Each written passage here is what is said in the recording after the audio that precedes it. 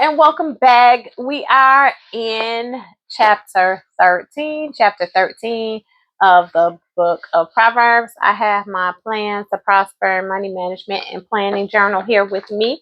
Also, I have my good word that we've been going through, doing our deep dive on prospering with Proverbs, uncovering the wealth of wisdom that Proverbs has to offer for every area of our life, but we have specifically been talking about money and finance.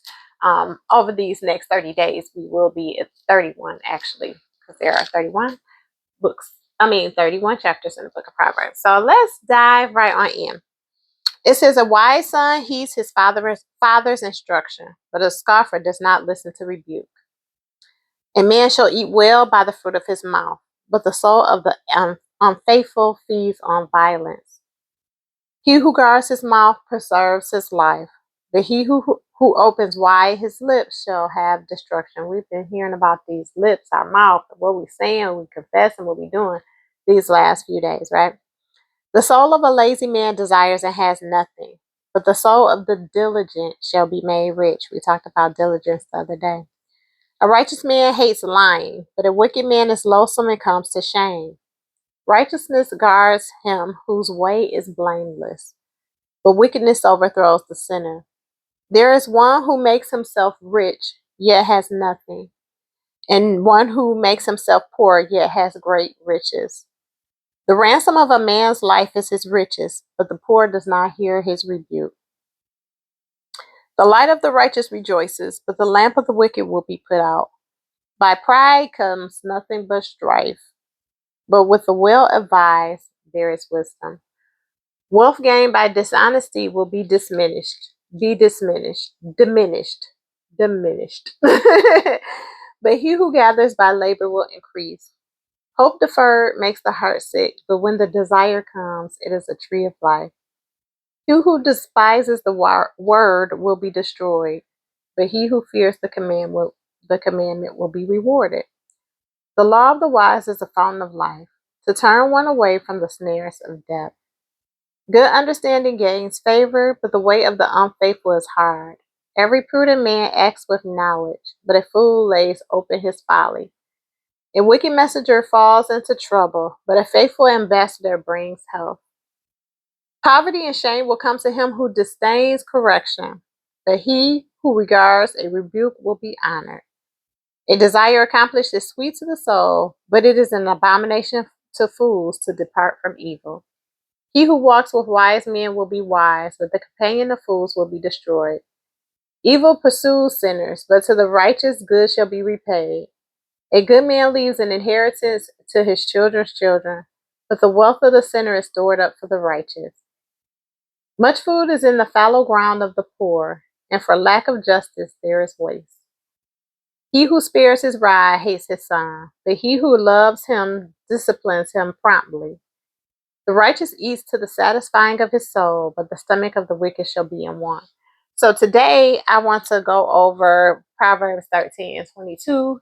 That is the verse that I have been meditating on this day, confessing, pondering, thinking about this day.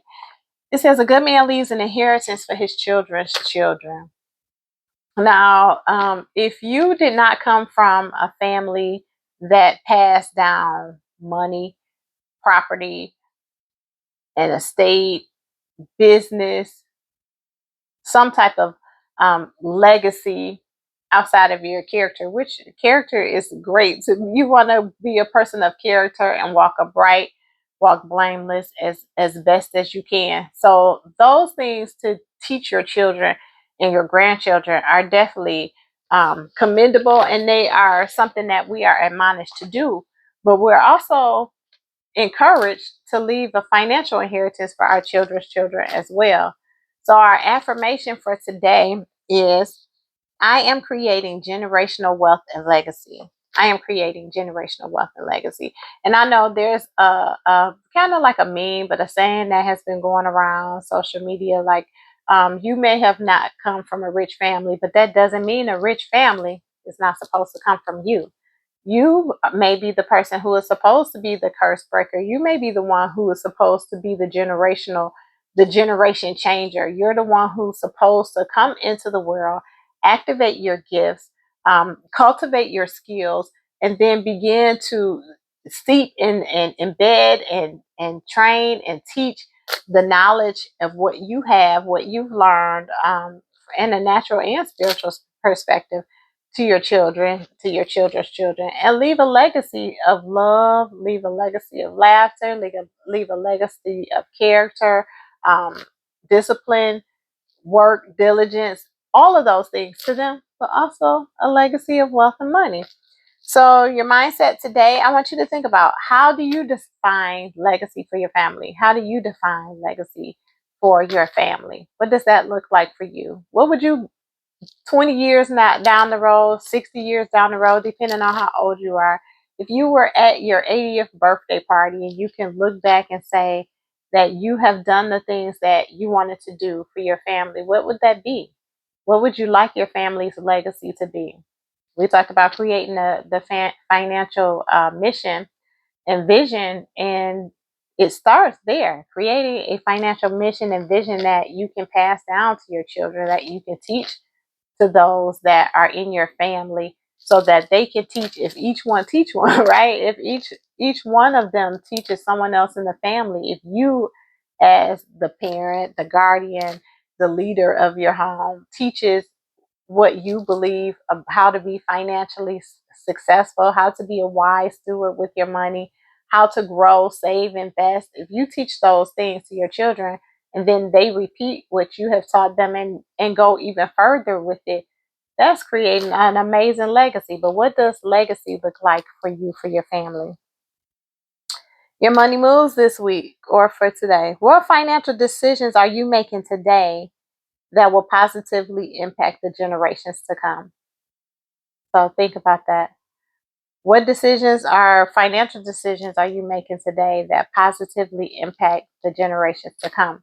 It could be creating a generational or legacy fund, like I talk about in my wealth strategy, creating a legacy account, something that is going to be passed down. And maybe it is getting life insurance, so that when you pass on to the other side, that your family is not here struggling to survive.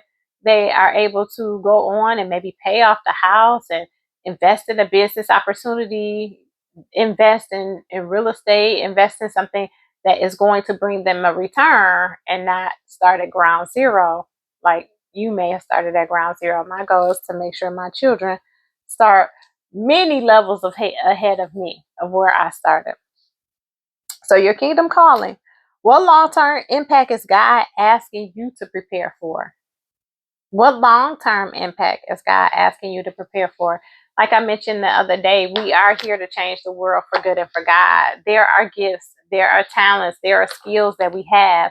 We have come here. If the gifts and talents are gifts and callings are without repentance, that means that everything that was deposited in us for a reason, for us to deposit into the world, to leave the world a better place than when we found it. So if that is the goal, if that was the reason, the purpose that we were sent here, then it is our duty to uncover what that is, uncover what our goals are, uncover what our desires are to be, and how we can use and leverage those skills, our desires, to create something of substance that we can pass forward, that we can share with the world, that we can help change the world, that we can share with our children, we can share with our children's children, or you can share with those you love, to create a lasting impact, right? If we think about the life of Jesus, we think about how much his life has had an impact on us, even to this day, that we still read the word, we still read about his life, we still read about the exploits that he did, we still read about the healings, we still read about the miracles. And maybe you're not creating healings and miracles as we see in the Bible, but your life is supposed to have impact and meaning as well.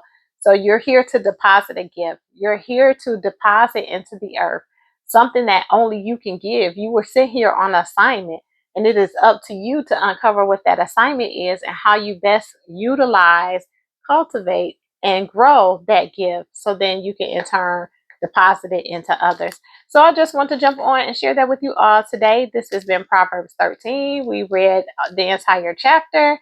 But Proverbs 13 and 22 is what we focused on today. So let me know your thoughts.